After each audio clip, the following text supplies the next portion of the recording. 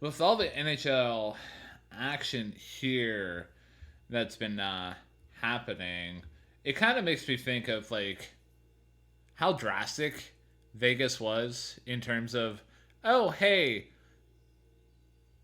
John Tortorella, thank you for getting us to the Cup final, and like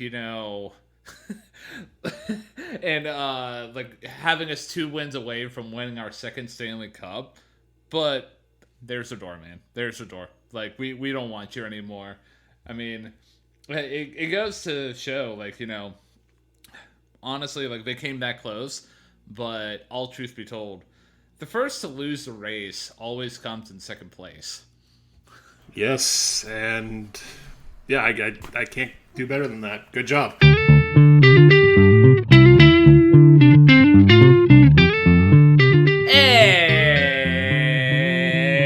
And welcome back, everybody, to the best music podcast on all sides of planet Earth. And the way that we measure that distinction is we travel to Ukraine and we go all the way to Uganda, but we take the long way around. This podcast is called Hey, Listen to This. And it is hosted by two dashingly good-looking men who share the same middle name. I'm the one. I'm the only. I'm the one who's happy to announce that he is staying loyal to the Hey, Listen to This podcast by not accepting a trade to the Florida Panthers organization and any podcast that they may offer to their fans. Ryan James Kearns. And I am the one, the only, the I also am loyal to the Hey, Listen to This podcast, and I will not get thrown around like a 9th overall pick, apparently, Matthew James Durzik.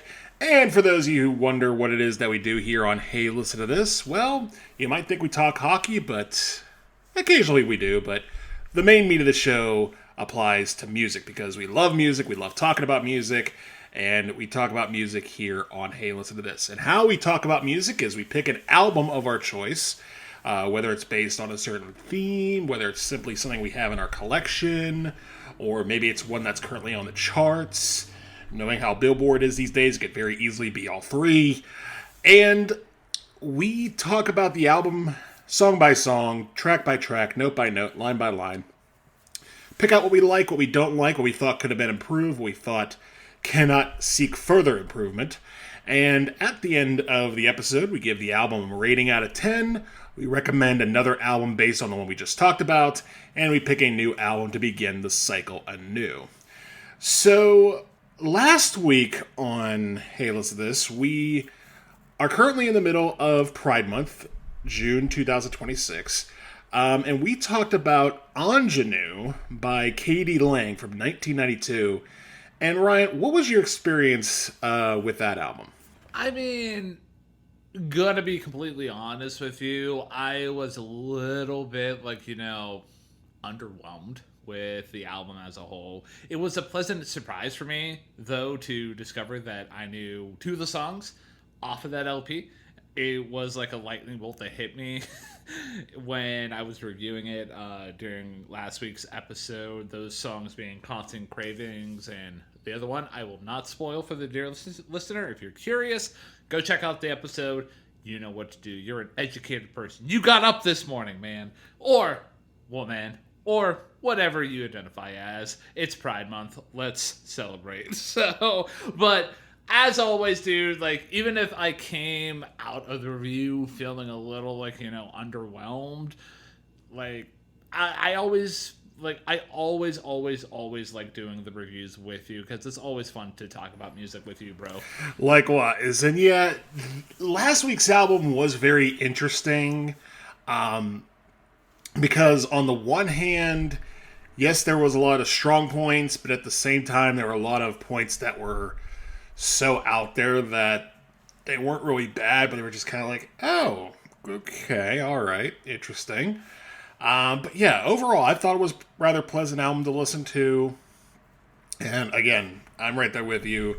The discussion about it was fun because I had not realized that you had listened to a couple of K.D. Lang songs. And to be fair, I hadn't listened to that many heading into our calendar year that we're currently in either. So a bit of a learning experience for both of us in that regard. But that was last week, and if you want to listen to last week this week, you can do that right now, or whenever this episode's over, or, hey, as my good friend says, make a Sunday out of it. Make a marathon out of it, Grab your nice PJs, put on your earphones, and listen to some, hey, listen to this ad nauseum for, however long it is before you get busted. Anyways, the point is, we are heading into the next chapter of our Pride Month coverage for 2026, and Ryan, it is your turn to pick. What are we talking about this week? So, on this week's episode of Hey, Listen to This, I, decided to put balance back into the Hey, Listen to This force, as I like to call it, because lately, when it's come to my reviews, they've been pretty popular stuff. Like if we want to check the scorecard, we went for, most recently Billie Eilish, and before that we did the Weezer series, and then before that we, out of morbid curiosity, we decided to check out what Justin Bieber's swag was all about. So as a result, we are going to go off the deep end in terms of I don't want to say the deep end, but we're going to go stuff that's more Ryan Kearns coded. I don't want to say 101, but this is definitely right up my alley. And this is a band that you and I have a, at least a founding interest in, because when we saw this group live in 2022, opening up for the band Foxing, that was my first time experiencing that band as a whole properly. So we discovered this group together. And that group, ladies and gentlemen, is the band Home Is Where. And the specific album that we're going to be talking about in their catalog is their 2023 album, The Wailer. Shout out to the Hartford Whalers. R.I.P., man. R.I.P. So, those of you out there might be asking yourselves at this moment, hold on, what is a Home Is Where? And are they just a bunch of homeless people looking for a home? Well, I'm happy to report that, at least to my knowledge, and I do believe I'm correct in saying this, they are not homeless people. They are a emo rock group hailing from the grand state of Florida, man. And yeah, just the group themselves, talking about the individual components here. You got Bay McDonald on vocals, Josiah Gardella on drums, Connor O'Brien on bass, and Tylee Komari on guitar.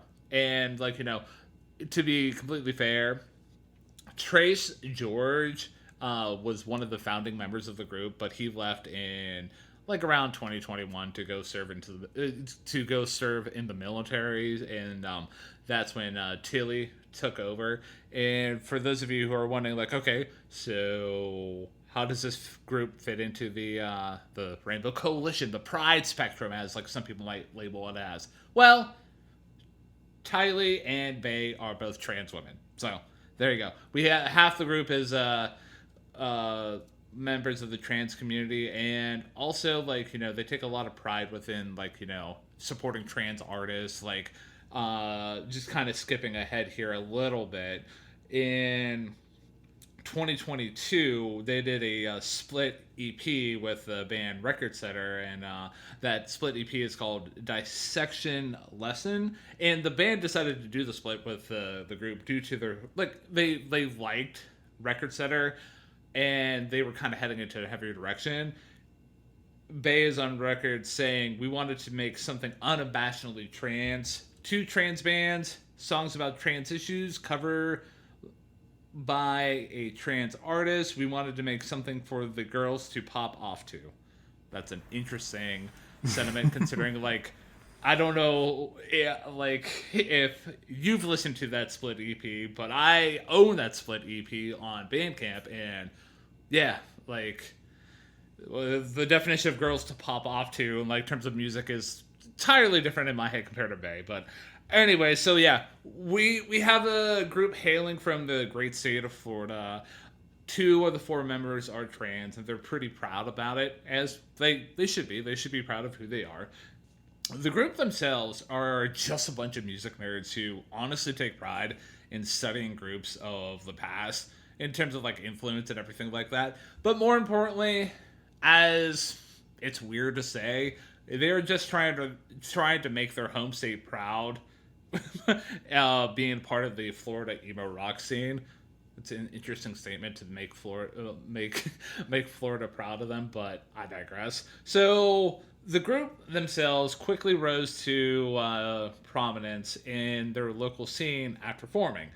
They formed like in high school, being high school friends. MacDonald and Gardella, started talking about forming a new band because, as you do when you're in high school, you tend to have a lot of side projects anyway. And for those of you who are drummers out there, can probably relate to that. If you are part of the local music scene, you're probably a part of like 10 local bands. Let's face it. So you got MacDonald and Gardella. You got the vocalist and the drummer already formed. So they kind of rotated through a few guitarists before landing on Trace George, and they got Connor O'Brien to join on as the bassist due to honestly his work ethic while practicing at home. So like they were really impressed with his his dedication to everything. So their first shows honestly were just the band throwing stuff against the wall to see what would stick. Like it was a very improvisational kind of feel. Like Bay's on record saying, "I was reading awkwardly from my notebook where I kept ideas for song lyrics, and the band was staring at each other very intensely to see what would happen next. General punk, rest some post-punk stuff, and mathy weird moments." So yeah, it's just like, the band was just trying to develop their sound. And honestly, even though those shows didn't produce any songs of note, like that, those shows really just helped develop the band's chemistry and helped everything lock the fuck in from there. So by early 2019, the group had their first EP, and that EP is called Our Mouths to Smile. And honestly, the EP was created for the local scene.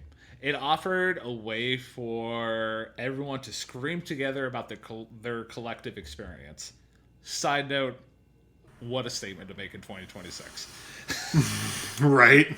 Their second EP came out in 2021, and that EP is called I Became Birds.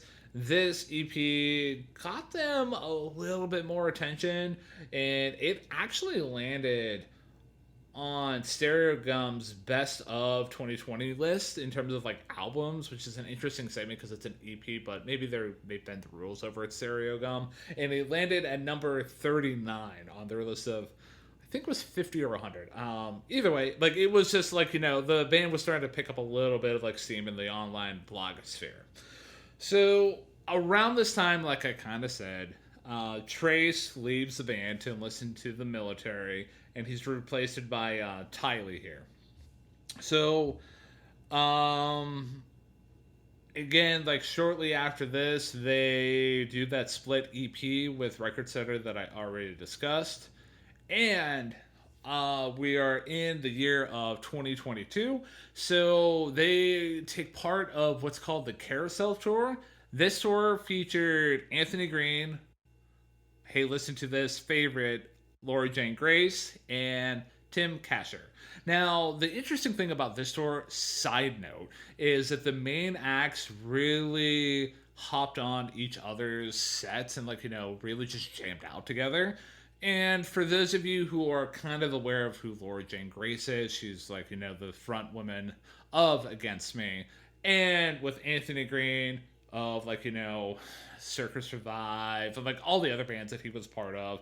And Tim Kasher, who I think he's part of the band Cursive. So you got a lot of elder punks in the audience. So like in while they did some opening acts, opening like spots for this tour, that being Home Is Where, like they really delivered. They packed the punch. They packed a punch and got the crowd moving. So, but again, this was like an older punk audience in the crowd. Move forward into the next season of 2022, and in the summer of that year they opened up for what band, Matthew? Would it happen to be Foxing? Yeah. They opened up for Foxing. The way that you and I got introduced to this band proper, as I highlighted at the start of this episode. So yeah, they opened up for Foxing on their Draw Down the Moon tour, and they were also accompanied by the band Greet Death.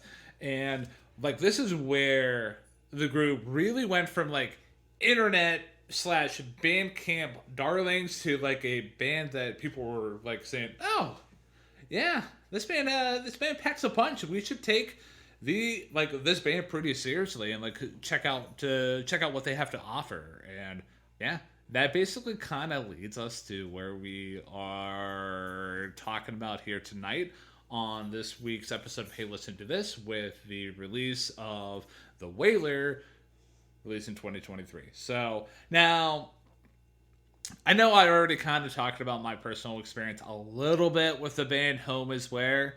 I'm gonna, before I fully flush out where I went after that concert, I'm gonna flip it over to you, Matthew. Like, after that concert, like, what was your personal experience with Home Is Where? Did you catch any of their other releases from that point onward? Because I know they have, obviously, The Wailer, and they released an album last year called The Hunting Season. So, well, like, what was your relationship after that show? So, I'll start my discussion about Home Is Where by correcting something I said at the end of last episode.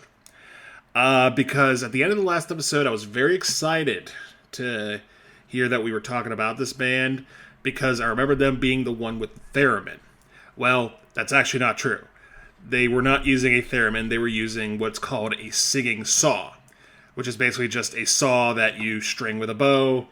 It's actually very impressive. I've seen the national anthem get played on it before, so definitely something that should be more commonplace in music lore. But it is a singing saw, not a theremin. But talking about that concert, man, like, I remember there's a weird sort of pattern, particularly with indie shows that I attend with you at these local venues in Pittsburgh, where I tend to appreciate just as much, if not more so, the opening act as compared to the main headliner.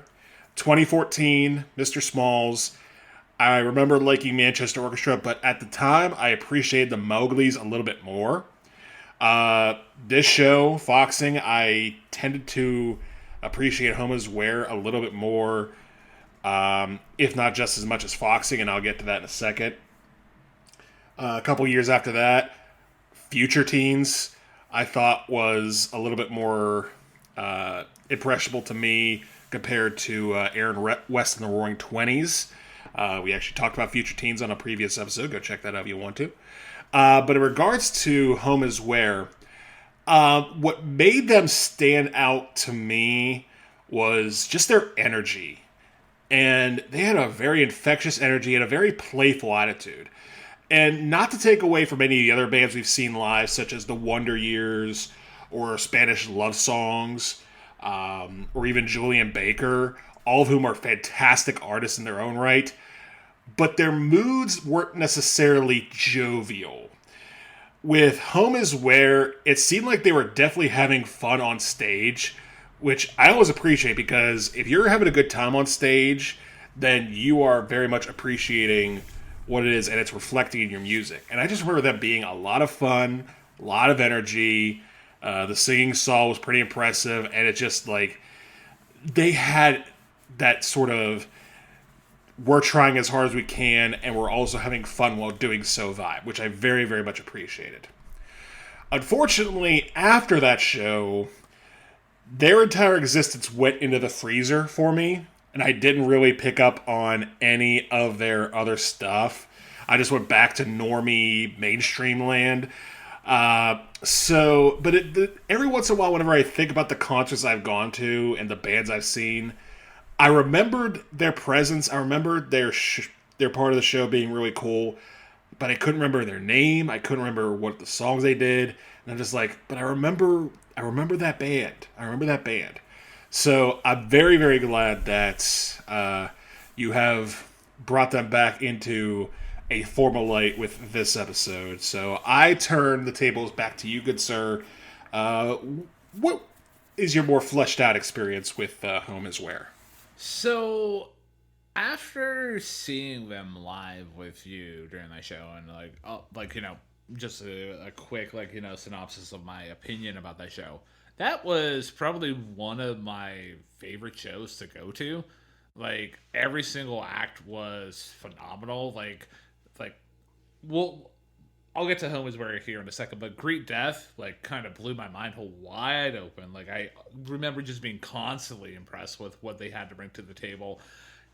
And obviously, Foxing, they are the group that you and I have both seen live the most in our concert going experience, which is an interesting thing to think about.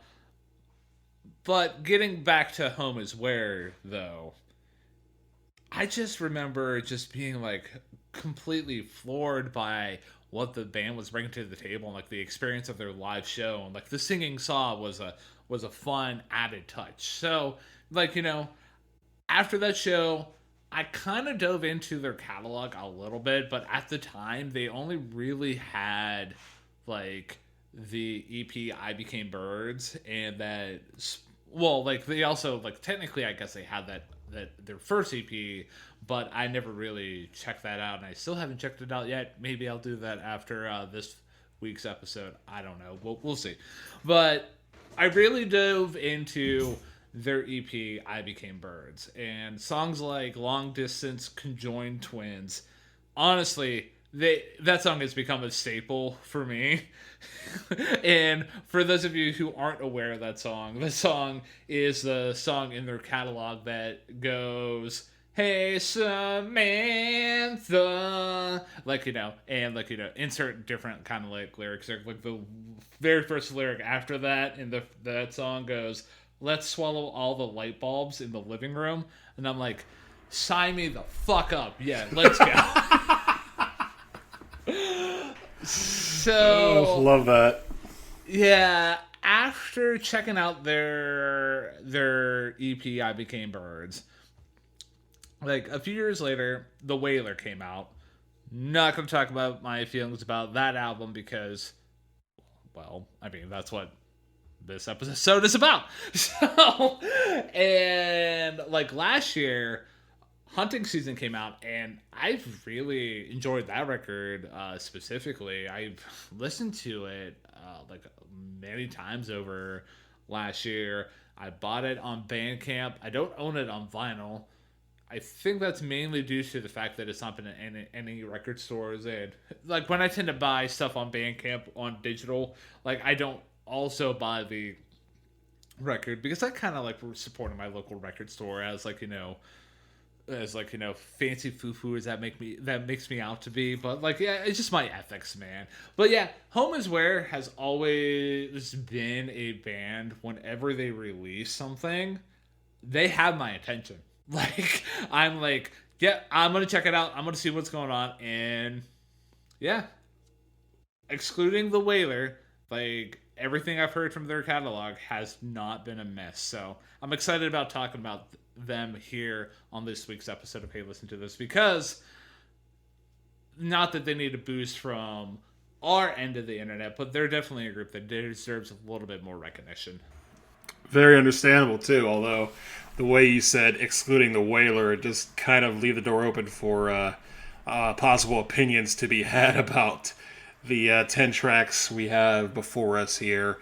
And I'm ready to go because this is going to be an interesting album to talk about one way or another. So I say we dive right into it with the opening track. And Ryan, the floor is yours with Skin Meadow. Just the pure energy that you get from this song from Skin Meadow. Like, it's absolutely electric. Like, dude, this is that good cushion orange juice, like, throughout this whole song, man. Like, I sign me the fuck up for this kind of, like, opening to an album. The guitars within Skin Meadow are just so good. Like, yes, you get the like more rambunctious stuff that happens during like the screaming hardcore breakdown stuff, but then also during the refrains of like Skin Meadow, Skin Meadow, Skin Meadow, like they do that little like little part that's a very it's very fun to listen to. And also speaking about like that refrain of Skin Meadow, like it's an excellent contrast to the more chaotic moments in the track. But dude, like, at the end of the refrain where the vocalist Bay is just repeating ad nauseum Skin Meadow, I couldn't help but just crack a smile and kind of laugh when the vocals just went full scream at the end of that section. I was just like, oh man, I just love this, man. I'm just bathing in sunshine here. I'm in my happy space. And speaking about the vocalist, the section where Bay is singing about Lord I Reject, like that section, I love how it ends with a oh shit, oh shit, oh shit. And also, how you get that undertone of the chant of Skin Meadow underneath Bay's like main vocals, like I thought that was an interesting touch. And we get the singing saw making an appearance in Skin Meadow here, and that is a fun touch in the song. And also, like it's also just an interesting element to throw into like a track like this, and hardcore emo track. So yeah, hats off to them for that. Love the instrumental jam that basically starts from the halfway point and just carries the song. Like the first pop you get when the pure screams happen, goosebumps, man. The lyrics within Skin Meadow are pretty sparse, but I dig them. And considering that knowing the context about how the group really developed the sound of their stage performance by just really throwing everything up against the wall, with the lyrics being as like sparse and kind of random at times. Like it makes sense given the context within Skin Meadow. But my lyrical highlight came in the section that I already kind of highlighted, which was Lord, I reject, regret, and repent for getting so forgetful. Forgive me for giving a shit, oh shit. And like you could take that on like a couple different levels. Say, forgive me for giving a shit, but also the previous line was I reject, regret, and repent for getting so forgetful. One could say like this person forgot what they were saying like in mid stride there, and I thought that's an excellent touch, man. So yeah. Like with Skin Meadow here, like Bay is on record saying about this song because they did a track by track analysis and like commentary on each track here of the album, and she says like the song begins exactly where it ends. That being more within the album's context. Spoiler alert for the last track in this album. But like she's talking about like the disappointment that shadows desire flows like mercury from a twig. This was the first song we wrote for the record. It's become one of their favorites to play live. So yeah, and also like within the Wailer, like it's kind of a concept album about just modern like tragedy and apathy and like just boredom and just being from the state of Florida, I guess. But like it's a kind of a loose concept album because you're more just tying lyrical themes in together. But yeah, all that to say with Skin Meadow, it's my favorite track off the record, man. Like I can't lie, it's a lot of fun to listen to. And full disclosure, my full hand with this week's episode of Hey Listen to This includes a top 3 and a bottom nothing, man. So I will start with my hand disclosure, which is I have a top three and a bottom one for the Whaler. But with Skin Meadow, I knew that this was going to be one of, if not your favorite tracks on the entire album. Not just because, little peek behind the curtain, you texted me after we decided this was where we're going to album. It's like, you texted me a gif of Will Ferrell saying, "It's so beautiful." And I was just thinking, oh, he loves this track. He's going out of his way to tell me that he loves this track. It's going to make the top three. And I'm not surprised that it's number one. And for reasons I agree with, first of all, you talk about how this feels very much like a live performance. I wholeheartedly agree. There is a spontaneity to this performance where you have the band chanting and the track itself just not really having a super concrete structure. Like, yeah, you do go verse, chorus ish, but it's not like very like professionally structured. Like, it's very off the cuff, and the playing reflects that. The guitars, I agree with you, are very energetic. The drums are very energetic. This band has the juice. And Bay McDonald, she is providing a commanding presence on the vocals already. You talk about that second chorus where your lyrical highlight came from. That, to me, was the highlight of the whole track, too. Not just because it provides a little bit of introspection with confessing to the Lord and forgetting halfway through, but just sounds fun, man. Like, the way she just goes, oh, shit. Like, that, again, plays right into that spontaneity of the song itself. I'm surprised you didn't bring up the real main star of the show, though. The singing Saw does make an appearance in this song in the back half, and it sounds wonderful because, much like the live performance they had at Mr. Small's, I could envision them on stage and just having the time of their lives playing that. And yeah, it just sounds very good. And the outro itself kind of dives into a weird, dark psychedelic theme, or almost like horror music. And spoiler alert, this is a preview of things to come with this album, because if you're thinking the song is going to start and end the way you think it is, you're wrong. But overall, I very much appreciated Skin Meadow 2. It had an exuberance to it that very much reminded me of what this band's strengths were, even though I had put them in the freezer for so many years. Instantly, it all came back to me with this song. I got in my top three, too, and I have it at number 2, man. It is an absolute bomb of a track. Yeah. And to be fair, I did shout out to the singing Saw in my discussion, but I didn't say it was like one of the main stars of the track, but it did make an appearance for me. But yeah, it's gonna be interesting to see like how you and I approach this review, because I really loved the back half of Skin Meadow. Like the whole track is fucking fantastic in my humble opinion. However, like that back half was just like pure honey for my ears to listen to.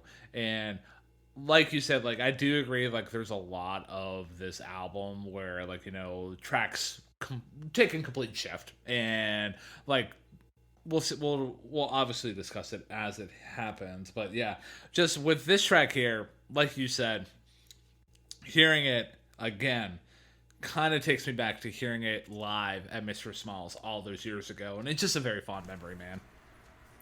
It is a very fond memory, and you talk about how the back half of Skin Meadow tends to be, you know, a highlight for you. Funny enough, it leads right into the next track, because the transition is very good. Yet another spoiler for things to come. But we head into Lily Pad Pupils. And this track is considerably different from Skin Meadow, where Skin Meadow was very fast and very up-tempo and off the cuff. Lily Pad Pupils seems slightly more structured, and I'd say slightly because there's still very much a loose, jammy quality to it. Particularly the instrumentals on this track feel very loose and jammy, almost kind of reminds me a little bit of what we talked about on the Midsky review with songs like If I Leave, just having a very dread grunge type of backing to it, but not in a way that it's so unstructured and out of tune. Like, it's very much in tune, in sync, and the band is working very well together. I love the groove here. I love how it sounds as far as just a really nice backing track. And McDonald goes from, this very frenzied vocal on Skin Meadow to a bit more of a relaxed and focused tone on Lily Pad Pupils, at least for the first half of the song. And the lyrics are pretty good too. The highlight for me was whenever she was talking about how the flowers were brought to an execution. Like, that's just a really good line, man. And how, like, it's just, you imagine, it's just that sort of subtle irony that reflects the bit of dread that's going through them. And you also get the first mentions of wailing as far as the concept of this album, because you may be able to flesh this out more for me. I'm not sure how much wailing is a metaphor compared to what they're going on. I'm assuming it's a metaphor because I don't think there are whales down in Florida. But ultimately, the first mentions of that do show up here in Lily Pad Pupils. And then you get to the back half where McDonald's vocals are getting a lot louder and the band is getting a lot louder, almost to the point where it's like grinding into the tape as far as the track itself. And it sounds good. It does sound good. Would I have liked it better if it was a bit more straightforward? Probably, but that's just my normie brain thinking. I give them credit for switching things up and providing a intense, rousing finish to this song. So yeah, with Lily Pad Pupils, I'm gonna go good song bucket with Lily Pad Pupils because it's a really solid follow-up to Skin Meadow. Did kind of coast on autopilot for me towards the middle, but nothing bad about it whatsoever. It's a good track. Give yourself a little bit of a break, because like you keep saying, like, oh, my normie brain. It's just your brain, man. Like there's like your brain just brings something different to the table, and like that is what makes like our show, like, as good as it is, because like we come at music from two different kind of standpoints, and we find like sometimes a common ground, or like sometimes we have swag by Justin Bieber. But I digress. So yeah, with Lily Pad Pupils though, I kind of like you talk about like how this track here kind of like grooves along, and it's a little bit more straightforward, at least up until like the ending part. And I agree with you. Like, and if it wasn't for that ending part, like, I think I just might have put this into like a good song bucket kind of territory, because it doesn't do anything to really stand out up until the ending part. But when we get to the ending part, we will get to the ending part. But like overall though, like, it's a very interesting song. Like, the songwriting here is pretty good, and the performances are pretty solid as well. Like, starting out, you get that finger pick guitar alongside Bay McDonald's vocals, and it just works so well. Like, the lyrical highlight that I did enjoy yours, where you were talking about in the second verse, the hangman brought flowers to the execution. Ironically enough, my lyrical highlight comes directly after that. And that lyrical highlight reads, "We were fed our first communion, but the bread returned to flesh as we chewed, and boy, we chewed."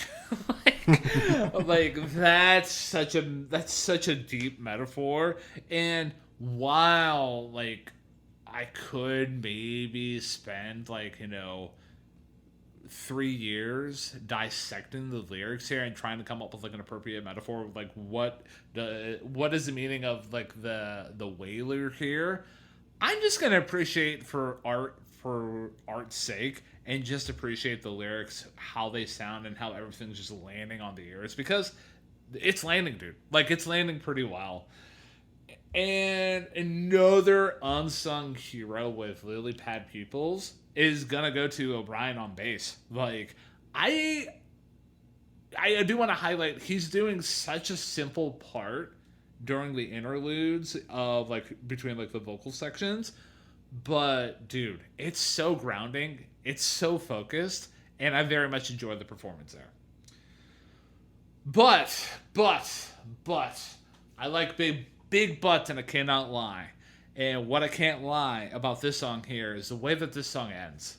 Like, shit, dude. Like, that gentle groove that you get throughout the whole song, it basically kind of carries into the ending part of the song. And it continues on, and then continues on. And then you hear, like, a slight friction, like a slight grind, like some slight dissonance within the instrumentals. And then, dude, that pop.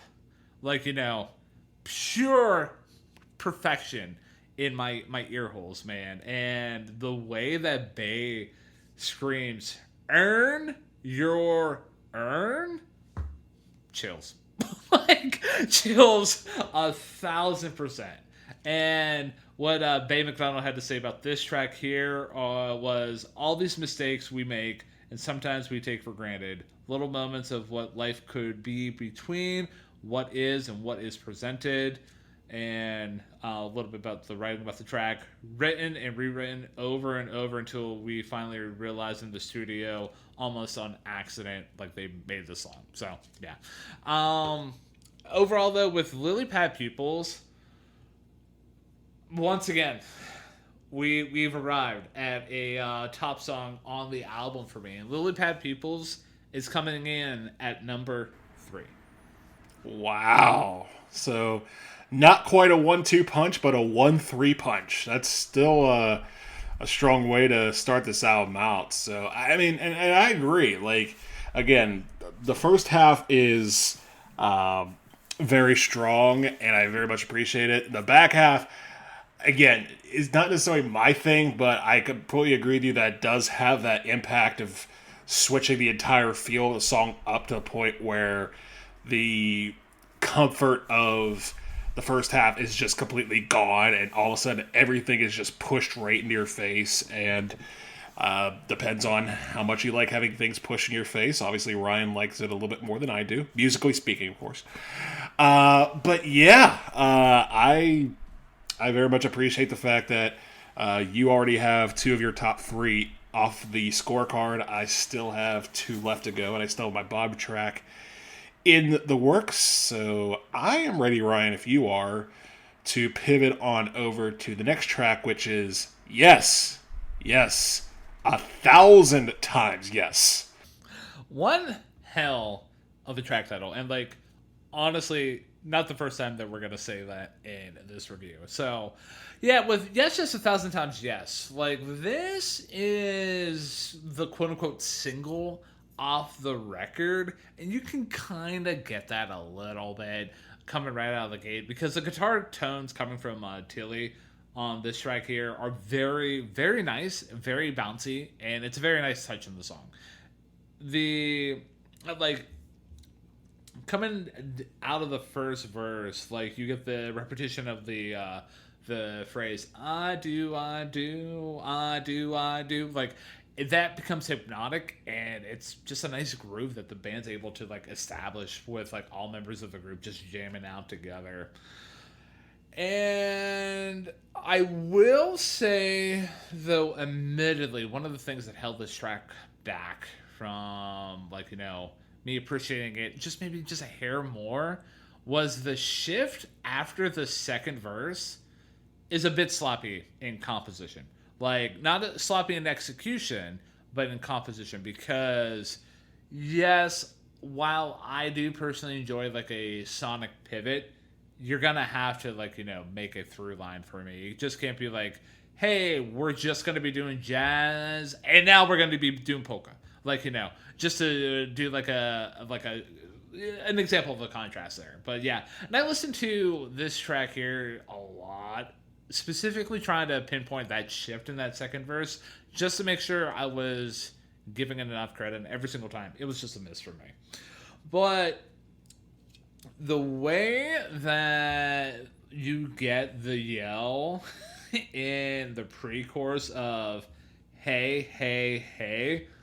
Like, dude, like, it's just so good. Like, the energy that's coming from the vocals there, like, I just couldn't help but, like, smile. And I'm like, dude, if I was in a band, like, this would be me. So, but the shift back down into the ending of the song, though, like, I did criticize the shift after the second verse, but the shift back down into the ending of the song was executed very well. And like, only other thing I gotta really highlight about Yes, Yes, 1,000 Times Yes is the lyrics. They're wild. Like, just from the opening bars alone, like, they're pretty, like, intense. But the lyrical highlight that I had was, in closing the Bible, the minister smiled. You may now kiss the bride. And they stood and stared for a while as husband and wife. And that's supposed to highlight I don't know, like, the boringness of just modern marriage. I guess that's what they're trying to, like, poke fun at. And that's just like, maybe more of, like, the traditional American life, and they just, hey, you guys get married and that's life, and they do nothing else with that. So yeah. But Bay's comments about the song: this isn't what it appears to be. It collapses and continues. A hereditary letdown. The song felt like it came out of thin air. Jack Shirley helped us get a more dancey beat. There was an emo revival band with the same name as the song that I like, but the song wasn't named after them. So, yeah. The dancey beat was apparently a specific, like a driving force within Yes, Yes, 1,000 Times Yes. But, yeah, with this track here, it's a good song for me. Like, it's going in that bucket appropriately. Like, if it wasn't for that kind of sloppiness and composition after the second verse, maybe we're talking about, like, a great song or cut track territory. But yeah, good song bucket. So, my thoughts about Yes, Yes, 1,000 Times Yes. The first couple times I listened to this song, I thought, pretty solid, pretty good, because you get that opening, which has that guitar work like you mentioned, and then it does some really solid stuff in the back half. But it wasn't until the third time I listened to it that I really started to appreciate a lot of stuff in this song. First of all, the opening, you get that hi-hat, which is very intensely hit. Like, you're almost about to go into like some sort of like mosh pit type of anthem. But then you get the really nice gentle guitar, and it creates a nice fake out. And that is not going to be the last time I use that word in this episode either. The word fake out will come back again and again. So I really appreciate that. And the bass, can we talk about the bass on this song? Like, it is doing some monster grungy type work. And with that sort of muddy type of sound mixed with the subtle, clean guitar, it makes for a really nice contrast that sets the tone for the entire song. McDonald is singing very forcefully, but very melodically as well. Like, this is one of her best performances on the entire record to me, just because it just sounds so good. The way that, again, it takes these lyrics of boredom and I would almost say anxiety, the way you described them, Ryan. The anxiety of, oh, we're actually going to get married now, and I'm not sure what to do with this, so we're just going to stare at each other for a little bit. And that creeping anxiety does have an intensity behind it, and I think McDonald's doing a really, really good job of showcasing that. I'm going to disagree with you slightly on the transition. I do understand where you're coming from, that the transition was pretty sudden. Like, it just kind of went from one track right to the next without much of that. But the second half of the song is just as good as the first. And what makes it different is the fact that it feels a lot more noise rock and typical emo type of rock. But even then, the band still sounds great. McDonald's singing remains that commanding presence. And it almost feels like you're listening to an Oasis song. Like, just in its sheer power and its sheer melodic combination. So, yeah, honestly, this one snuck up on me. But we have arrived with Yes, Yes, 1,000 Times Yes. Make it 1001. This is my favorite song on the album. Oh man, oh man. At first I was a little bit intrigued whenever you drew the Oasis comparison, but now you have my full attention whenever you said it was your favorite track off the whole record. But yeah, I mean, agree to disagree about that transition point. I mean, Catch Me on a Different Day, I would maybe appreciate it a little bit more, but yeah. Overall, though, it's still like it's still a pretty good song. Yeah. Fair enough, though. I don't know why I'm like kind of floored by it being your favorite song off the whole record, but I mean, if it's there was other songs off the record. If it was your favorite song, I would be like, what's going on here? But yeah, when we get to those tracks, we will get to those tracks. But in the meantime, are you ready to go whaling for sport, man? I am. I got the harpoon. I got the fish. I'm ready to go. So whaling for sport. Definitely another swish and sound because we go from the sort of, again, grandiose emo rock of Yes, Yes, 1,000 Times Yes into the opening of this track, which feels almost like Tom Petty-ish. And maybe I'm just saying that because of that harmonica at the beginning. You could also throw any of your favorite old-time harmonica players in there. Neil Young, Bob Dylan. Pick your favorite. Have a good time with it.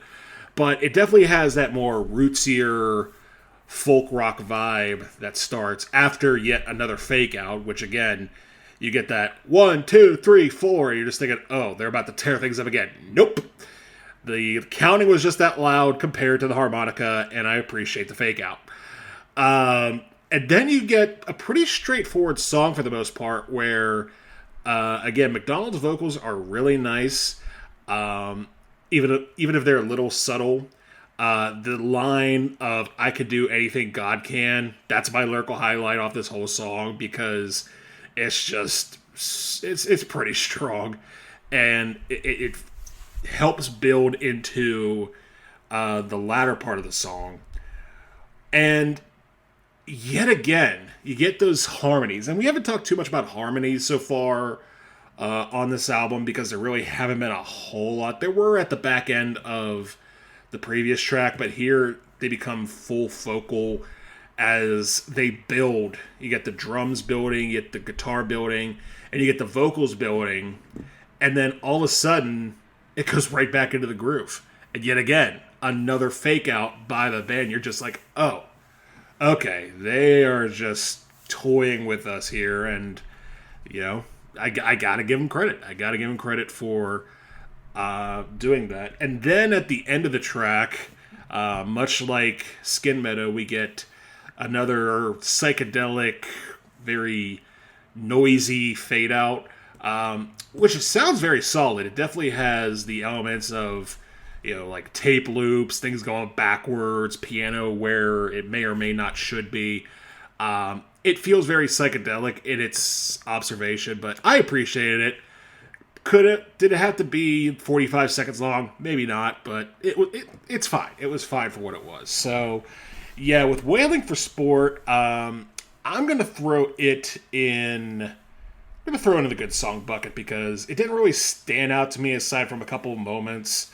The lyrics I thought were okay and pretty much once again pervaded that whole we live in a society type of vibe that the band is going for, which is fine because we do in fact live in a society and it is the 2020s, so where else do you live?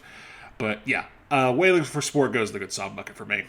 So yeah, the lyrics for Wailing for Sport, like I felt like they were just there. Like they were almost like a nothing burger. Like it's kind of it gets to the point of the song, but honestly, it's kind of a dull point. Like my lyrical highlight coming right out of the gate was, ironically enough, the lyrics coming right out of the gate. Like, and they read, "An all-knowing God doesn't know what it's like to not know anything at all." Like, I thought that was just very prominent and, like, it was just an interesting bar to open up with. But outside of that, you get your lyrical highlight and the iconic line, past the sky, there's more sky.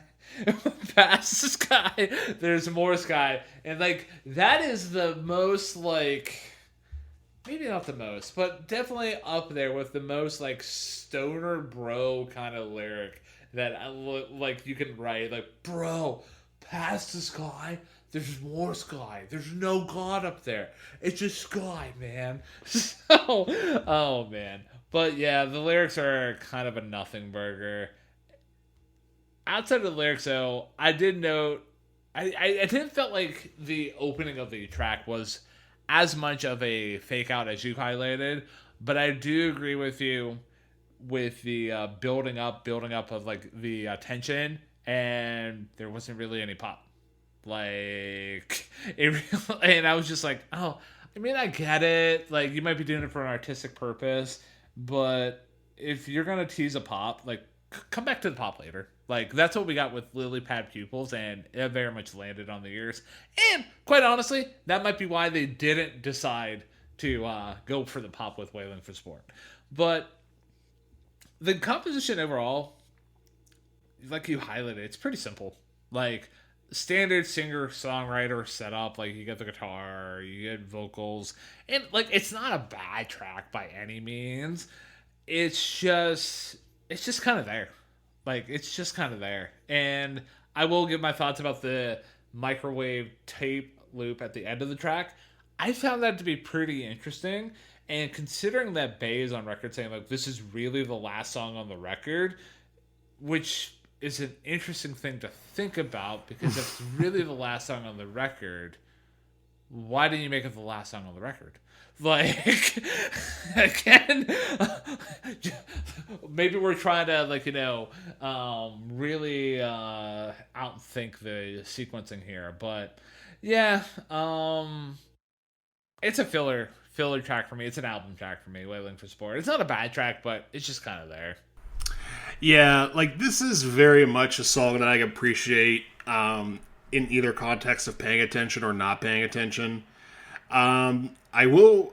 I feel like I want to give them a little bit more credit for the skies line, just because I think there might be a deeper meaning of, hey, look out there. You try seeing something in the sky, but it's just more sky. So, as much as you want to imagine, there's limitless area out there. Your own limits can't, let you see that.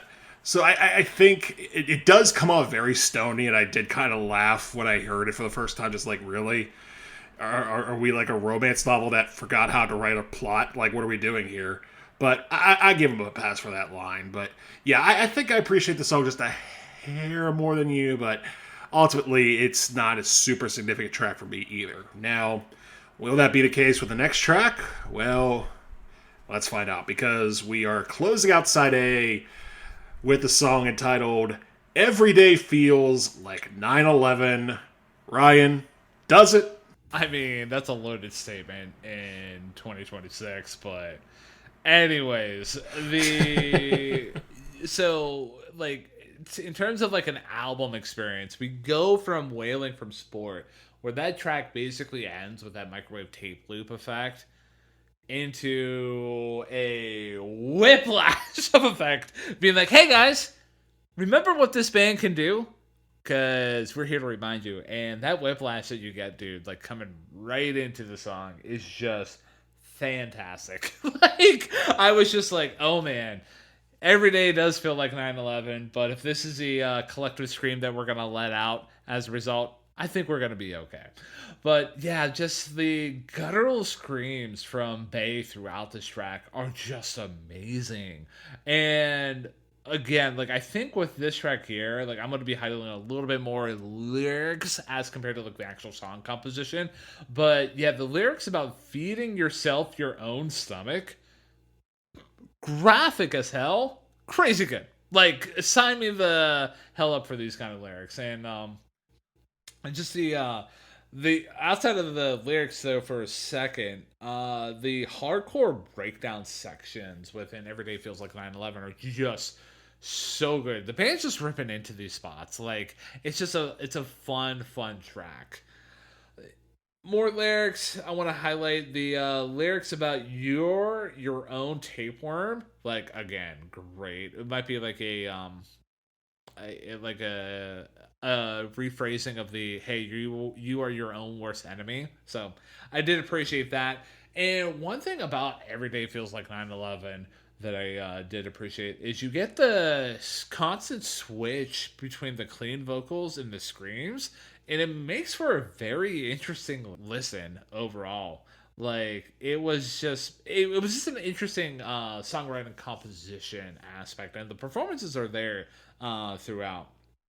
My lyrical highlight properly though was this counterfeit reality, a perfect copy of a forgery, and after all these years, I still look a lot like me. Like, again, there's no real deep meaning that I want to get into, but like just that bar, that sequencing alone is just, again, you really get that sense of like existential dread of living in a society that we get to live in nowadays. So, yeah. And Bay is on record saying that this is really the first song of the record used to tragedy, mundane atrocities, and outrageous mundanity. I don't mean this in a cheeky way. I'm not winking to the camera for a laugh. This is our saddest song to me. So, yeah, it was hard with this track here because I really, really did enjoy the Lily Pad Pupils so much, especially for that ending part of that track. So, as a result, this is cut track territory for me. Every Day Feels Like 9/11 is a great track, just barely missed my top three. So I will agree with you that the lyrics to this song are very, very good, and I've seen some of the interview stuff where Bay McDonald's talking about how the impact of 9/11 and what it's done to this country ever since was a major inspirational point for this song. And I agree that the band pops off at many different times, and they sound very energetic throughout. But I'm sorry, man, this song just doesn't sound that good to me. And the main reason why is the vocals. And I will say this. When the band is firing on all cylinders, McDonald's screams sound pretty intense and they fit right in. Sometimes they do get a little too intense, but I very much understand why, because sometimes you're not screaming for the sake of musicality, you're screaming for the sake of therapy. And I completely understand that. But to me, the switches between the scream vocals and the clean vocals, as you call them, I didn't really like that much at all because, first of all, I think the clean vocals were a little out of step harmonically. And I know that this is a song about how every day feels like a 9/11. It shouldn't sound like a Barbra Streisand or a Carpenter song. But still, like, you gotta hit those notes a little better, man. Like, it's just... You just gotta hit those notes a little better to the point where it sounds somewhat cohesive.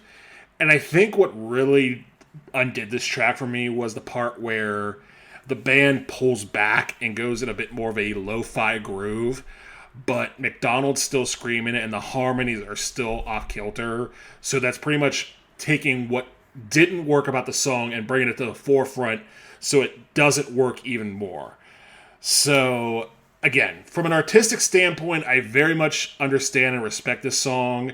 I very much appreciate the lyrics for what they are, and the instrumentals are solid, but the vocals sank this one for me, man. So, yeah, Every Day Feels Like 9/11. It's my least favorite track on the album.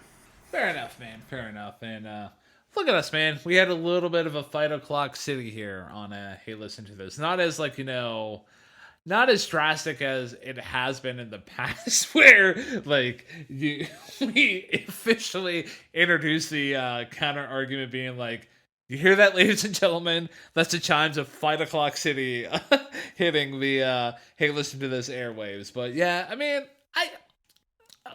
looking at the song objectively, I totally see your points. I feel like I want to listen to the track at least one more time. And, like, you know me, I'll probably listen to the track one more time before, like, I just stop listening to it forever. But yeah, just to really catch the missteps in execution on the vocals, because on the clean vocals, because I can kind of see what you're talking about. But again, like, I get where you're coming from. Different strokes for different folks. Let's call the whole thing off. But before we get into 9/12 and how everybody went back to work, and we get back to work with the rest of this review here tonight on Hey Listen to This, Matthew, I got a question for you. What is that question, good sir? If the dear listener out there is just really appreciating what we're bringing to the table here tonight, with our discussion of Home Is Where and their album, The Wailer, and they want to help show some support for what we do on a week in, week out basis, that way we keep pumping out such content for them. What are some ways that they can help support us? And if they want to get some brownie points, what are other ways that they can connect with us on different platforms? And if they are really feeling like the Son of Man, and if they really want to get that Phil Collins review into the Hey Listen to This pipeline, what is a way that they can do such a glorious achievement? Well, much like me asking you if every day feels like 9/11, you too come with a loaded question. But I will try to answer it the best I can.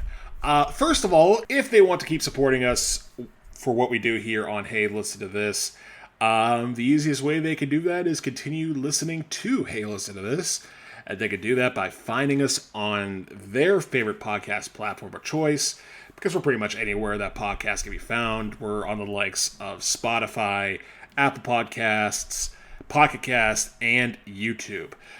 So if you're looking for our episodes, that is where you can find us. And if you're liking what you're hearing, do what it takes to let us know through those platforms, whether it's a comment in the comment section, a like to the video, or a 5-star rating to the stream. Or if you just want to subscribe to our feed on any of those networks, we very much appreciate that as well. Now, let's say you're listening to one of our episodes and you really, really like it. You want to push it out there, but you're not sure where that out there is. So you're thinking about casting that wide net to gather some people to share this with. Well, speaking of the net, we're on the internet, and specifically we are on social media. And you can find us on social media on the likes of Blue Sky, Facebook, Instagram, and Threads. And if you're looking for us on social media, you can either simply type Hey Listen to This into the search bar and find the blue logo with the black microphone, or if you want to take the shortcut, the username is ttheylisten. Again, that is ttheylisten if you want to find us on social media. That is our username. And speaking of ttheylisten, if you want to reach out to us directly, but you do not know us directly, and you want to really, really, really become that chosen one to recommend and request a Phil Collins album, we have an email address that you can do that with, and that is ttheylisten@gmail.com. Again, that is ttheylisten@gmail.com. You can send us some positive feedback. You can send us some negative feedback. You can send us some guitar feedback in MP3 form. That'd be kind of weird, but hey, the internet's open for that. So yeah, ttheylisten@gmail.com is where you can reach us at. You can also find us on social media by going to ttheylisten on either Facebook, Threads, Blue Sky, or Instagram. And if you want to continue listening to our episodes, we upload them every week to YouTube, Spotify, Apple Podcast, or Podcast, or wherever your favorite podcasts play. And for those of you who have joined us on this 130 plus episode journey so far, thank you again. Me and Ryan are just two dudes who love to talk about music. We're not part of any major podcast network. We're not sponsored by any local packs, any super packs, any backpack manufacturers. We're just two dudes who love to talk about music and love sharing it with you each and every week. And Ryan, from one dude to another, thank you as always for being a wonderful co-host. We have had a wonderful Pride Month. It's slowly coming to a close for 2026, but it has been a hell of a ride throughout the month of June. Yeah, absolutely. I was reflecting on our journey. We've covered the gamut. We did a very classic album with David Bowie, and then David Bowie's Ziggy Stardust for full completionist's sake. And we did a modern, I don't want to say a modern classic, but a modern popular album from Billie Eilish. We did Katie Lang last week, and then this week we're doing Home is Where. So, we've definitely covered the gamut, and that basically kind of stays true to the form of our show, and each different perspective and experience and things in our arsenal that we can each bring to the table, and it makes it a very good time on my end. So the compliment goes right back to you, man. You make for a very good co-host, man, and yeah, it's just a fun time doing these shows week in, week out. No disrespect to the listener. The main thing that drives me going forward is just the opportunity to talk with you about different music week in, week out. And anybody who cares to listen, hey, thank you. Obviously, I don't want to disrespect you guys, but any support that we get means a lot. But yeah, I just enjoy doing this show, dude. Likewise, it is a fun time. And since it is such a fun time, it is time that we get back to work. And hey, the next track is about getting back to work. The second half of The Wailer by Home is Where starts with the song 9/12, which does follow up Every Day Feels Like 9/11. And I do really like how this track plays off of its predecessor, because this track very much switches around the melody of Every Day Feels Like 9/11 in a softer piano type of form. Kind of reminds me a little bit of the penultimate track off of Brave Faces Everyone. And even though I wasn't a super fan of that track, I did appreciate its impact for being sort of the calm after the storm. In the case of Spanish love songs, it was a school shooting. In the case of this, it's September 11th, 2001. And it has a bit more of a uneasy feeling to it compared to Every Day Feels Like 9/11, because now that everything has, gone crazy, and now that the craziness is over, we go back to work, and we're not sure we should, but we do. And the mood of that is reflected in that piano at the back half of the track. And this is only about not even a 2-minute track, but you get that chorus of voices singing over these very disjointed and distraught piano chords, where you think you know where they're going, and again you get faked out because it goes dun dun dun, and it's just like that's the sad one. They played the sad piano chord. I very much appreciate that, because we're talking about 9/11 still. And quite frankly, even though there's not a whole lot of lyrics to this song, the lyrics that are there pretty much convey the feeling of, hey, the world almost ended. Anyways, time to go back into it. And it's funny because this track very much reflects Every Day Feels Like 9/11 more so than that track itself could, because how many times over the last decade have we come out of a situation in American history where just what the hell just happened? Why is everything so wrong? Just to turn around and say, okay, well, back to my life, back to my regular routine that was so rudely disrupted. And there's just that feeling of uneasiness behind it. So, yeah, honestly, for 9/12, the more I talk about it, I am elevating it to cut track territory for me.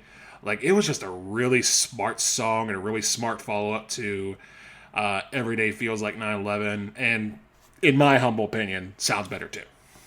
So yeah, I don't really have much to talk about with 912 here that you haven't already talked about. Like, and quite honestly, my notes are pretty sparse because it's a short track. So, and one thing I do want to highlight though, like to piggyback off of one of the statements that you made. Yes, this song is specifically about like going back to work after 9/11, after like this very intense tragedy just hit the nation. But for anybody who's like experienced like a personal tragedy or anything that really just sucked the living shit out of you, the next day where you have to face reality or you have to go back into your normal routine eventually, it it's a lot. Like it's definitely like a very hollow feeling. So yeah, and you get that feeling with this track here. Like the production on the track is pretty solid. That piano that you highlighted, it sounds very defeated and it's kind of lo-fi, and I did appreciate that. But yeah, I really don't have much else to say about the track as a whole. I mean, I'd even put it in like a rating category because it's like it was an interlude, but like gut instinct, gun to my head, good song bucket. Like for me, like I not anything higher than that, but yeah, it got the job done, my dude. It did. And one final part about this, going into the metaphor of 912, because I didn't mention that this is something that, happens so much over the last decade where the next day after a tragedy, whether it is personal or public, does just feel really weird and uneasy.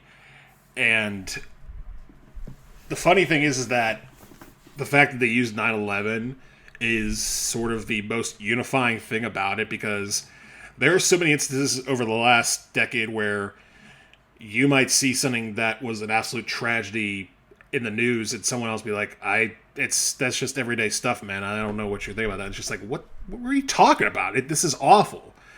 But 9/11 was such a unifying moment, for better or worse, that everyone can at least understand the feeling of things being different after that day, no matter what side you're on. Whereas more recently, the feelings have been a bit more divided. But I'll leave it at that. Don't want to turn this into a Young Turks podcast of any type. So I will pivot over to you, Ryan, for the next track, which is yet another event that was very tragic in the year of 2001 specifically, and that is Daytona 500. Yeah, shout out to the Young Turks, man. They're the real ones out there. But anyways, about Daytona 500. The song itself is pretty deep. I mean, like I guess I'm gonna just highlight the event that you alluded to, like by talking about what Bay had to say about this song. The phrase "never forget" means two things in Florida. It either means 9/11 or Dale Earnhardt's passing. So yeah.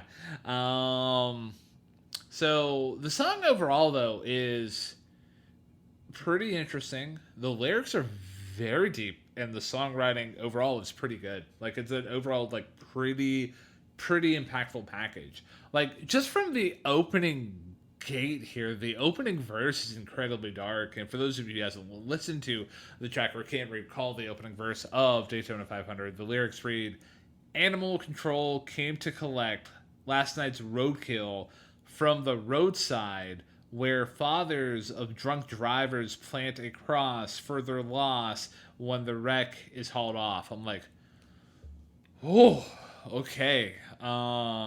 You aren't fucking around with the dark imagery there. Like, oh, the comparison of roadkill to like drunk driving and fathers of those drunk drivers, like, my goodness, like, again, like incredibly written lyrics there.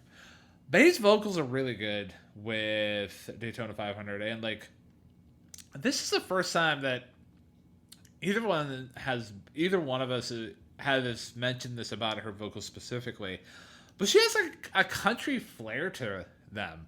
Like overall, and I kind of dig it, man. It kind of reminds me vocally of the band Pine Grove. That's another band that we might talk about one day, but they're a band that I do appreciate wholeheartedly. And if you haven't listened to them, dear listener, or Matthew, check out the album Cardinal. Start from there, and then go on forward from there. But yeah, Baby's vocals are really good. I do enjoy the country flair, like I did highlight, and also the drum work. This is the first time I'm shouting out the drummer in this review here from Josiah. Like it's really solid. Like again, not doing anything too flashy, but he's keeping the beat pretty locked in step. And it's not like a standard like four on the floor kind of beat. Like it's still like a little bit of like a little bit of a different kind of beat. But I did appreciate that. And the ending to this song though is interesting because things get more spacey and the guitar gets like heavily reverbed. One other note I have about Daytona 500 is the lyrics about the end of the world is taking forever. Again, incredibly haunting, dude. Like, oh my god, and like, yeah, just the lyrics overall though are like intense. I mean, I didn't even talk about like in the chorus, the quote unquote chorus here, where Bay's singing, "I saw Dale Earnhardt pushing a shopping cart from the Walmart on the tracks of Daytona Speedway." Yeah, like again, the lyrics here are phenomenal. They definitely do a lot of the lifting in Daytona 500. But yeah, for me, Daytona 500, it's going into the great to excellent song bucket for me. Not quite a cut track territory, but I dig a lot of what's happening here, dude. I do too. And with Daytona 500, you mentioned how Bay McDonald has that country twang to her voice. I would say the entire band has a bit of an alt country vibe throughout this song. Like it sounds very much in the same vein as like a Mitski or a Lucinda Williams or maybe even throw like a Lyle Lovett in there if you want to talk about alt country. Like it's got a very like hard edge to it that has quite a bit of southern flavor, and with it being Daytona being the subject, that seems rather appropriate. But the lyrics are very dark. You're right about that. And it's funny you mentioned how the chorus talks about Dale Earnhardt pushing a shopping cart on Daytona Speedway. That's a lot darker than people may realize, because for those who may not remember, the reason that Dale Earnhardt died at Daytona was, I believe, that he wasn't wearing his seatbelt properly or something malfunctioned with his seatbelt. So at that point, you pretty much are pushing a shopping cart because you're not strapped into anything. It could go flying, and unfortunately, it ended up taking his life on that last lap of the 2001 race. And I agree that McDonald's vocals here sound quite good. However, the one thing that kept this track from popping into my top three, because at first I thought this was going to be a shoe-in for my top three, but it seems like every repeated time I listen to this, the fact of the matter is that for as dark and as graphic as the lyrics are, in once again showcasing the band's irony of taking moods that should be with lyrics that don't fit the mood, I very much appreciate that. But the problem is the performance does go a little bit into autopilot for me, sort of the same way that Lily Pad Pupils did a little bit until the very end. Here, there wasn't a very end. It just sort of grooved out until the end. And it's a very good groove. I am not taking that away from the band. This song sounds really good. But ultimately, I appreciate one track just a hair more. So, yeah, I'm going to put Daytona 500 into cut track territory. Like, it was a really good time. And Catch Me on a Different Day, it'll pop into my top three. Your comment about the performances seeming a little bit phoned in, I agree with you. I feel like that might have been what held this track back from being at least into cut track territory, because it's definitely one of the songs within the album that I appreciate I appreciate it for what it is. It's bringing a lot to the table, but it's just missing the spice, man. It's missing the spice, and the spice that necessarily doesn't have to be all scream, scream, yell, yell, kind of like smack, smack kind of stuff here. Because spoiler alert, the other track that's in my top three, my second favorite track off the record, isn't like that. But when we get to that, we'll get to that. But yeah, it was just missing that spice, dude. It was. But speaking of screaming and spice, I will use that pivot point to go into the next track, which does feature quite a bit of that, and that is Chris Farley. And here we start with a very much more straightforward noise rock sound, similar to what we had in Skin Meadow and Everyday Feels Like 9/11.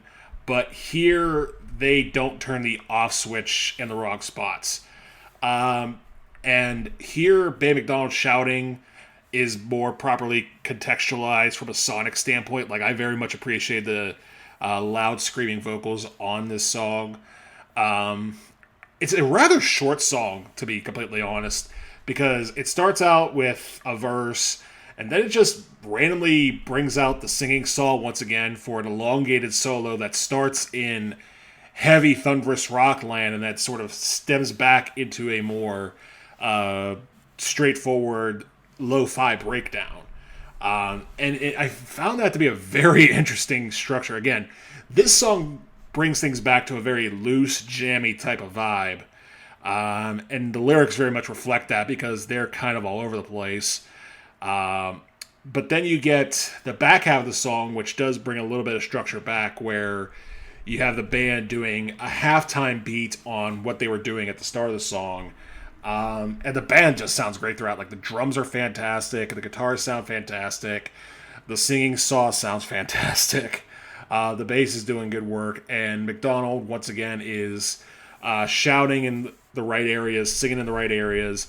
And I think the contrast here, especially in like the first 20 seconds of this song, definitely showcase a bit more of a strong contrast between singing and shouting as compared to Everyday Feels Like 9/11. So yeah, Chris Farley, it's interesting because, first of all, I am curious, knowing this band's darkness and propensity for irony and tragedies from the late 90s and early aughts, how this song relates to Chris Farley and where this is all going.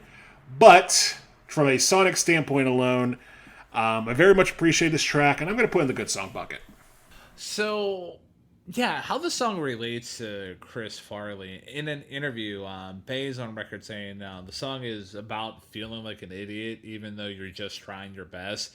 And, like, you know, everyone thought of Chris Farley as an idiot even though he was just trying to make people happy. So, yeah, that it just, like, there's nothing too, like, deep other than that. But, yeah, with my thoughts about Chris Farley as a whole, I think I'm kind of right there with you.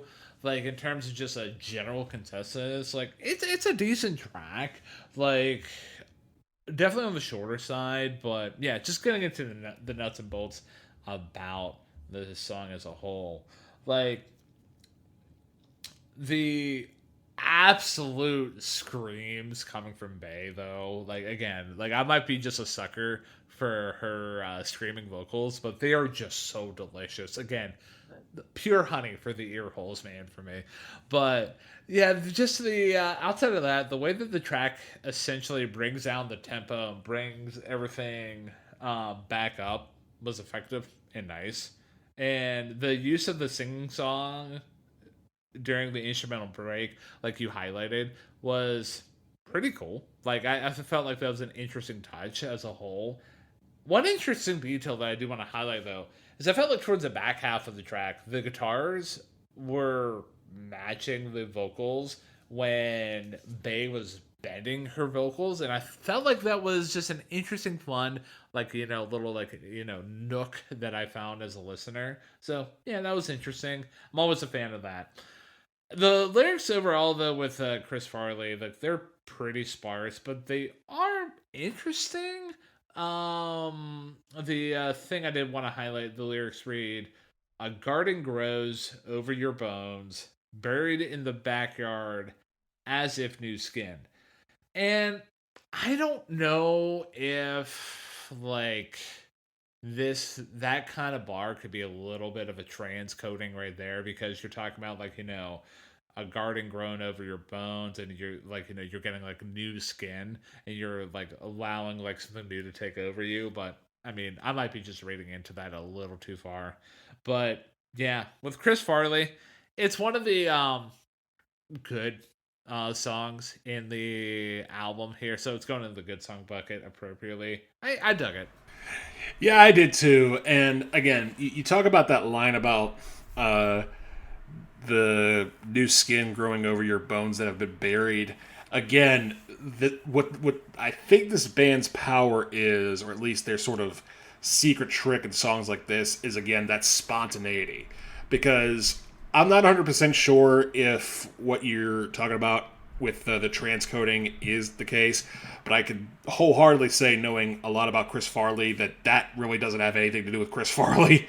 So this very much feels like, hey, here are the lyrics that are in my brain. We got the beat going. Let's say them, which I very much appreciate. It very much creates a loose, jammy, improvisational type of vibe, which I can very much appreciate.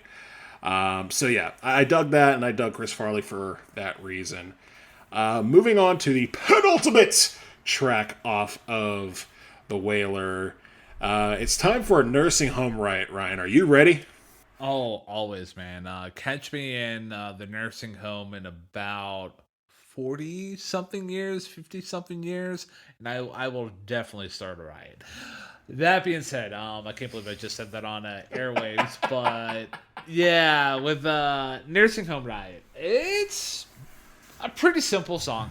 Like, for me, like we're definitely in album track territory overall. Like the songwriting is pretty solid and the performances are pretty good, but yeah, it's just it's a there kind of song for me.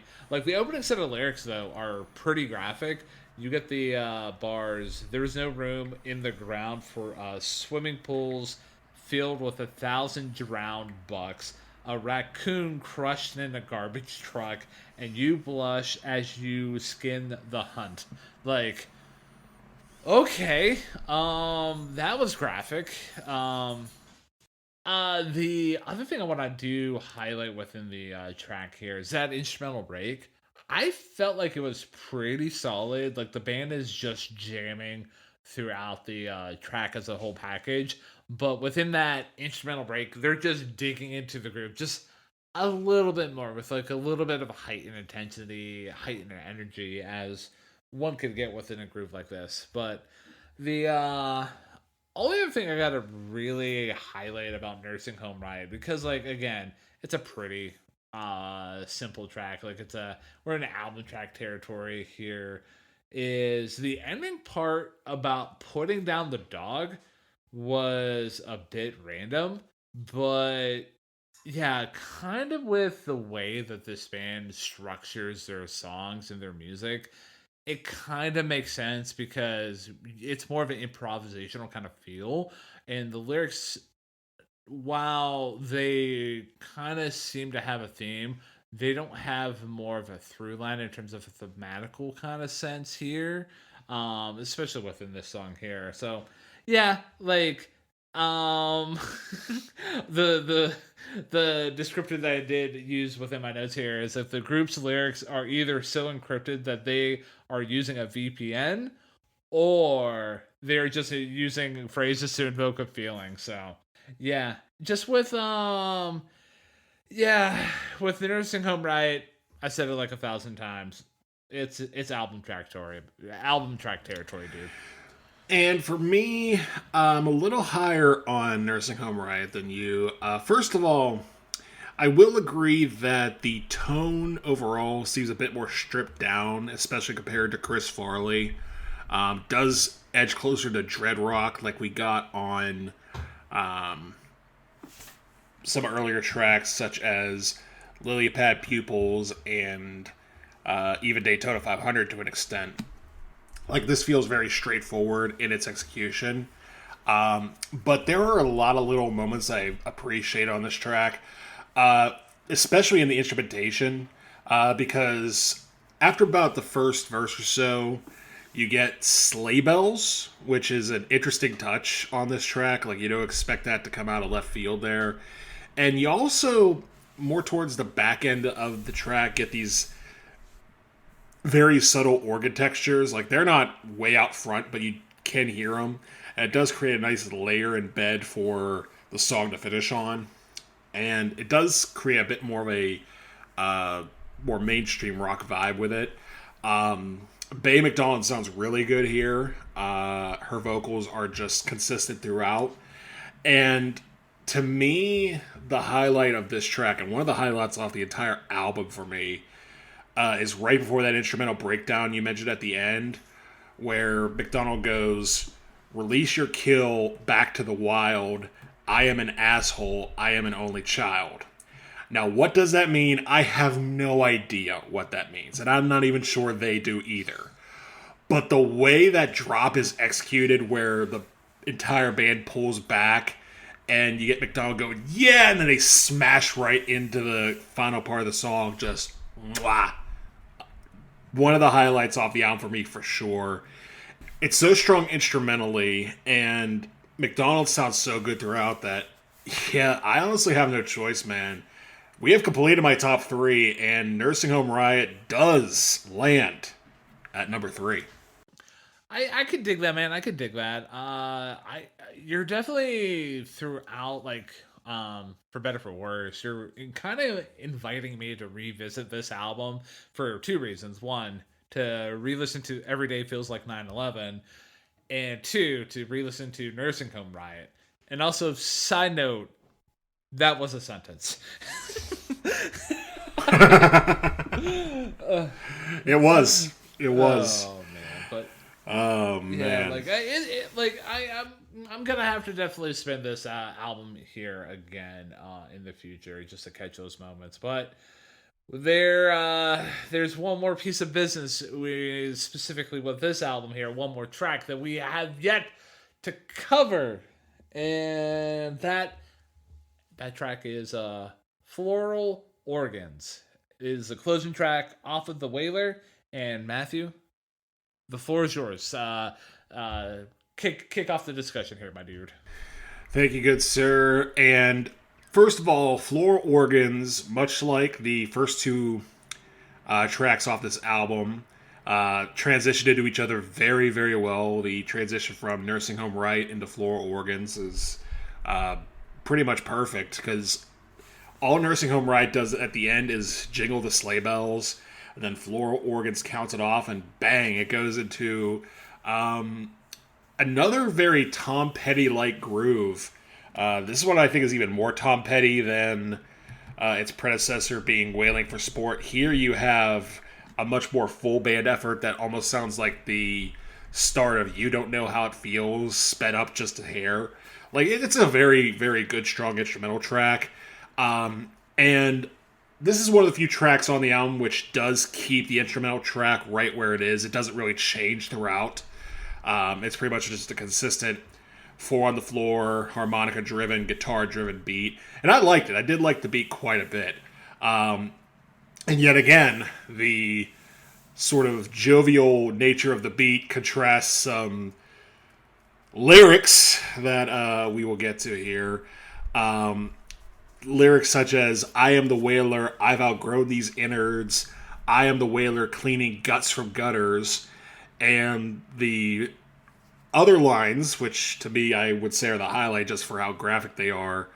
"We braid our intestines together, spitting teeth into each other's mouths, back and forth until we make a smile." That's how the album closes.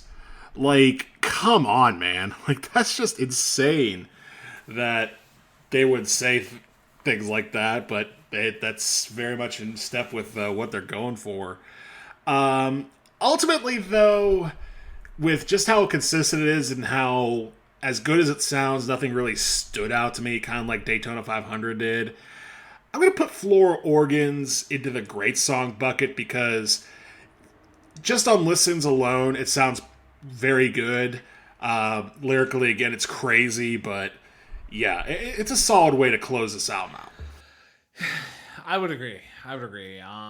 Definitely a lot higher on this track than you because for those of you who are paying attention, this is my second favorite track off the record, and I kind of alluded to earlier in the review that with this group here, you don't always need scream, scream, bash, bash to make a good time, and you basically get that here. Like the lyrics, like you highlighted, are really crazy. My lyrical highlight was actually the spitting teeth section. So yeah, that's just a fun bar. That's a fun section there, intense. But yeah, I'm sure there's a lot of like metaphorical imagery there. But again, we're not diving into it. Like we're just enjoying what is being brought to the table here overall. But yeah, just the performances here overall are pretty solid, and also the songwriting is good. Like it's just a good song overall. Like I got the feeling right away from the count in and the groove that just hits you. It works every time for me. Like I'm just like at the start of the gate, I'm like sign me the fuck up for this. What's being brought to the table here. I did enjoy, and I haven't really highlighted it nearly as much, and you did do an excellent job throughout the review, highlighting the fact that like a lot of tracks kind of like lead into one another, and like there's like a continuation between like a lot of the songs here. So but yeah, I did enjoy the sleigh bells at the end of the previous track, how they carried into that track. So this track here, so yeah, pretty good stuff. And in terms of like listening in and picking up on the different like instrumental parts, the guitar matching the vocals during the "I am a whaler" lyric, like that was a very nice touch, and it's something that unless you're listening in on headphones or even just like really leaning in listening, you might miss it. But whenever I catch that in my listening as a music fan, I'm always a fan for that. Like 1,000 times out of 1,000. The harmonica, like again, we need to talk about the harmonica in this song here. Always love me some harmonica. It works so well within the context of this song here. And also, fun detail about floral organs I caught within my listening, my review here, is that the way that the track ends with the distant piano chords leads perfectly back into the opening track. So if you're listening to this on CD and how like typically for those of you who don't know what a CD is, oh man, I'm so old. But like the way that CD players used to work or do work nowadays is that if you get to the ending track and if you don't change out the disc, it just goes right back into the beginning of the CD. And within the way that the songs "Floral Organs" and "Skin Meadow" are interconnected like that, makes for a very fun time. And I give my hats off to Helmut's Ware for orchestrating that sonic transition there. So yeah, overall though with floral organs, like it's just such a good closing track, and yeah, it's just the performances are good, songwriting is good, lyrics are batshit crazy, and you got a lot of nooks and crannies. Second favorite track for me. And I very much respect that. And I know I mentioned how like Daytona 500, there wasn't like a standout moment for me aside from maybe again that very opening bit where the sleigh bells transition into the full band. But honestly, this is another track again like Daytona 500. Catch Me on a Different Day. It could easily knock out Nursing Home Riot for that third spot. Like this is a really solid track.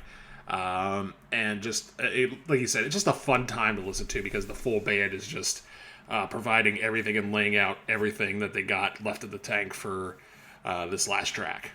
Well, speaking about such things here and how we got to the last track and we finished our discussion about it, the dealer listener out there might have noticed that coming into this review, we've had 10 tracks up.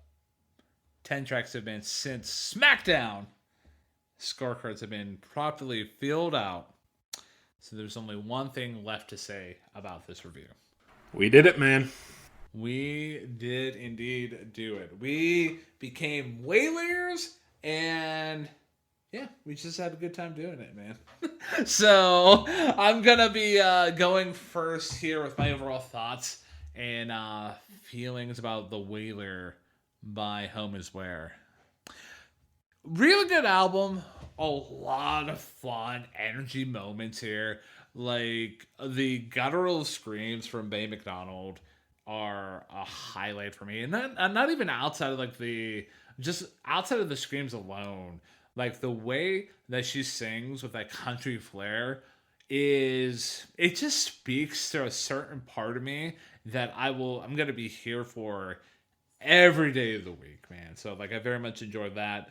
And with tracks like Lily Pad Pupils, where you get that excellent songwriting where you feel like it's just going to be a basic straightforward song, and then it builds into like a guttural like breakdown by the end of it. Like sign me the fuck up for that. But then you get like another switch in like overall like tone and like theme where the yes yes a thousand times yes, where you get more of a dancey kind of groove. And then also the the themes and everything, like I do want to highlight the use of the sequencing of every day feels like 9/11 and then going into 9/12. Like there's a lot of good stuff within this album here, like a lot of themes about like anxiety and like just the averageness of life that can bring the average American to like tears, and just being like have that existential dread about like what's going on in the world. Yeah, I can just go on and on about this record. It's not a perfect record for me because yes, there was that misstep in yes, yes, a thousand times yes, where I felt like that sonic pivot wasn't earned.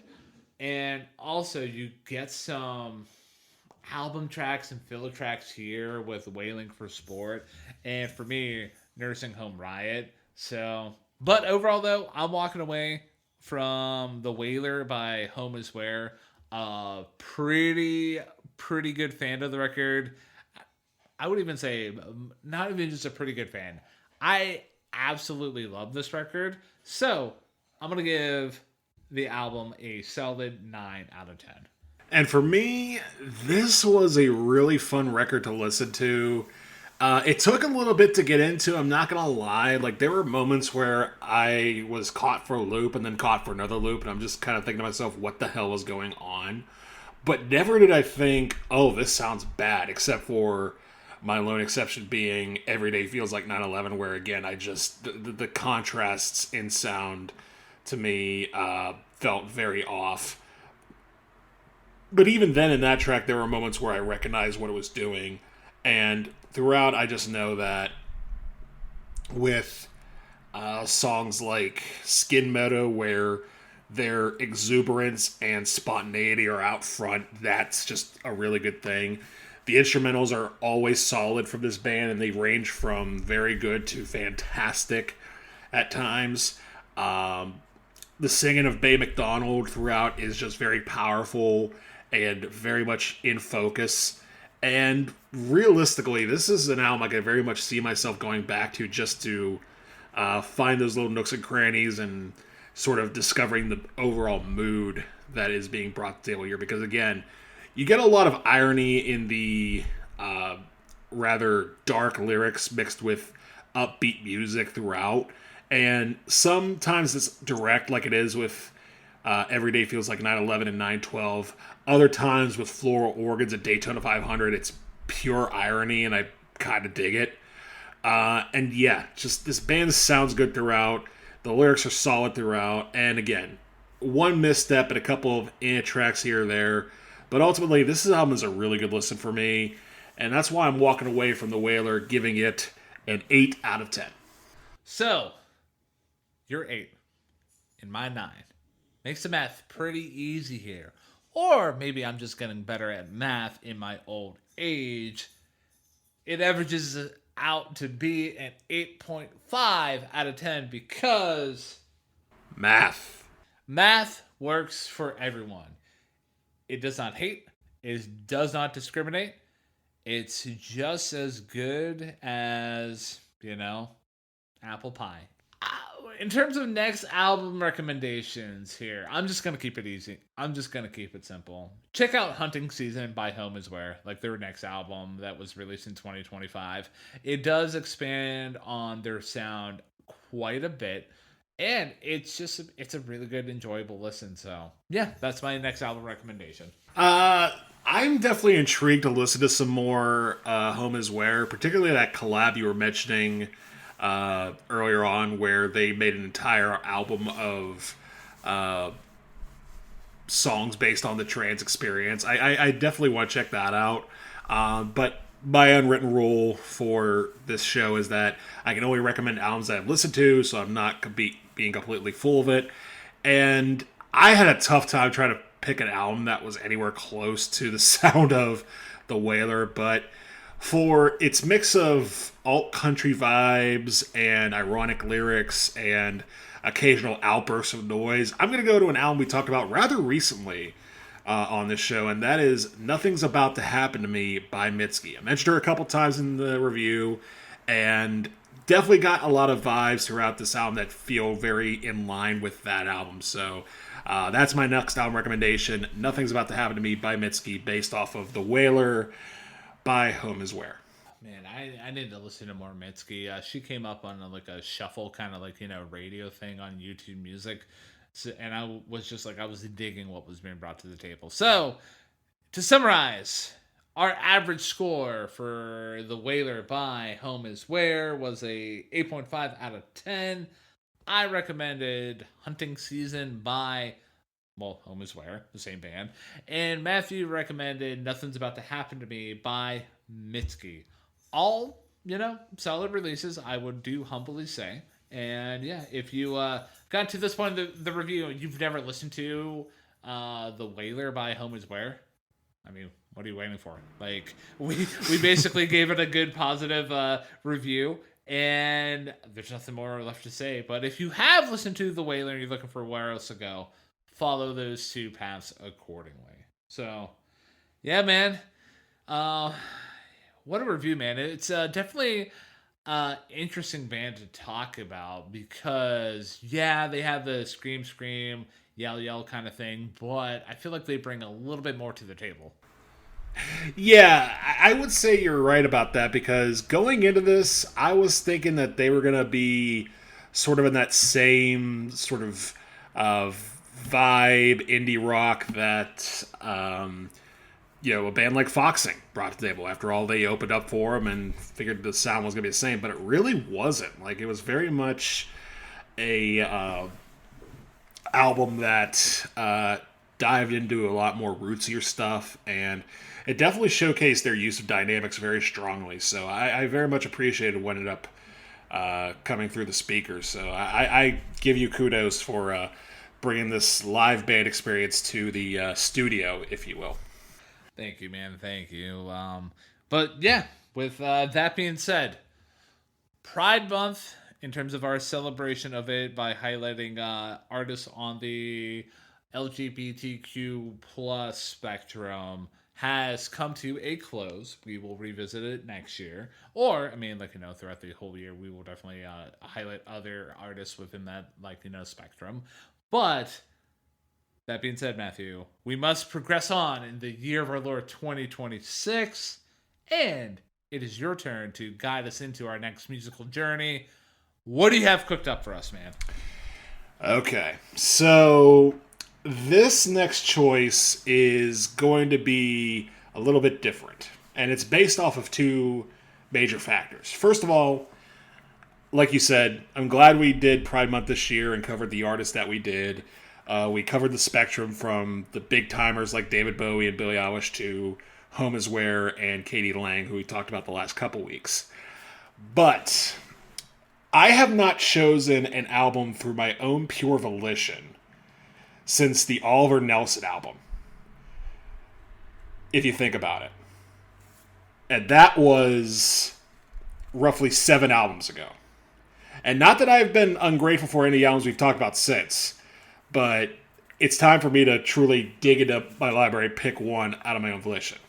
That being said, though, the other factor that comes into this is me looking at the calendar, because the next album that we're going to be talking about will be discussed on Independence Day, July 4th of 2026. So I got a big decision to make, and that is why for next week's review, I am going full Captain Phillips on your ass.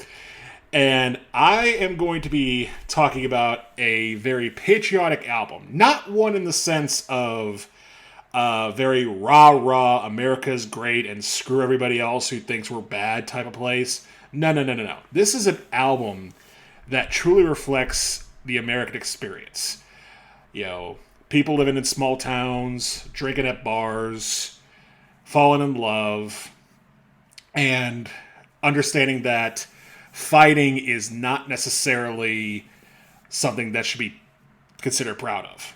That's the good part. However, Ryan, I do have bad news for you in this regard. The man who we are about to discuss next week is one that you have used as a litmus test for vocal patterns not going in your favor, and I am sorry to report that his ass is coming back. Because next week on Hey Listen to This, we're going to the year of 1984 and talking about an album that spawned 7 top 10 hits in the United States of America, the country that will be celebrating its 250th birthday, and we're going to be talking about one Bruce Springsteen and his album Born in the USA. Oh man, the more and more you were talking, I picked up what you were putting down. I'm like, yeah, Bruce Springsteen has entered the chat once again here on Hey Listen to This. I'm ready, man. I am ready to give Bruce a second chance. Let's go, motherfuckers. Let's do this, man, because it's not just about what you or I deserve. It's what this country deserves. And this country deserves a little bit more Bruce Springsteen, in my opinion. Yeah, but yeah. So, dear listener out there, if you've never listened to "Born in the USA" by Bruce Springsteen, or if it's been a while since you've listened to it, you know what to do. Check it out before next week's review. That way, you can have opinions about the record, and then you can have opinions about the opinions that me and Matt are going to be bringing to the table. Yeah, but regarding to this review here, man, I had such a good time. It was really just such a positive experience for me. I'm just looking forward to looking back on this.